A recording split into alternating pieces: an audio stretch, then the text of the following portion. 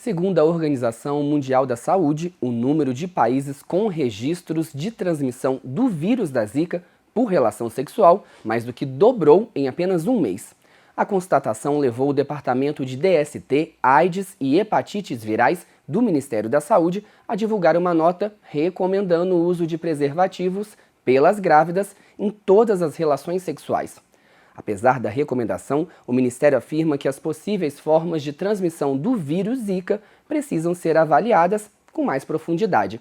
E diz ainda que vem acompanhando toda a situação no mundo por meio da Organização Pan-Americana de Saúde e outros organismos internacionais. E você, já parou para pensar de onde veio o mosquito Aedes aegypti, transmissor do Zika vírus? A resposta está na segunda reportagem da série Guerra ao Aedes.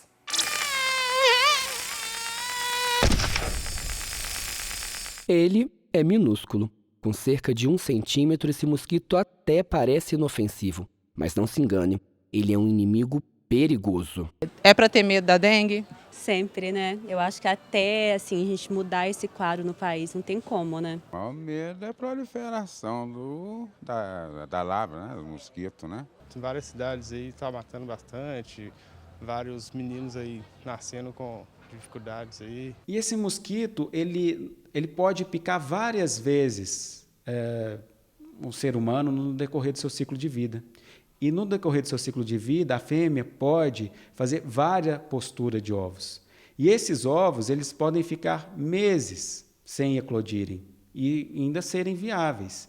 Então, nós podemos, por exemplo, passar por uma situação de seca durante meses e depois de 6, 7 meses chover, e ainda mesmo assim, essas larvas, né, esses ovos eclodirem, dar origem a larvas e chegar ao mosquito.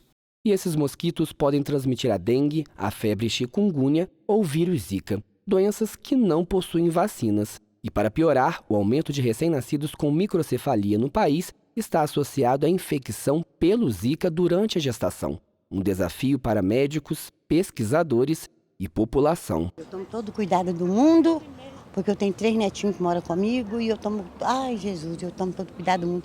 Nos ralos, assim, eu jogo água sanitária todo dia e jogo água sanitária para ver se eles nem posam lá. Tenho muito medo e também tenho uma filha que está grávida, mas ela sempre passa repelente, né, para poder se proteger. Eu sei que está uma praga muito triste. Mas de onde veio esse mosquito que anda aterrorizando? Ele surgiu na África subsaariana. As primeiras descrições dele veio de lá. Na verdade, inicialmente, esse mosquito ele não era domesticado, vamos dizer assim, como ele é atualmente. Ele era um mosquito que sobrevivia em buraco em árvores. Esse mosquito ele se alimentava de seiva de plantas, de frutas. E especula-se que, com a mudança climática, esses ambientes se tornaram desérticos, ali na África, naquela região. Egito vem de Egito, né? E ele veio daquela região. Esses mosquitos começaram a ficar junto com o homem, porque o homem ele precisava ter a reserva dele de água, então onde o mosquito poderia achar um meio de sobrevivência. Da África, o mosquito chegou a outros lugares. Desde o século XVI, período das grandes navegações, ele vem se espalhando pelas regiões tropicais e subtropicais. Acredita-se que ele chegou à América no período colonial, junto com os navios que traziam escravos traficados.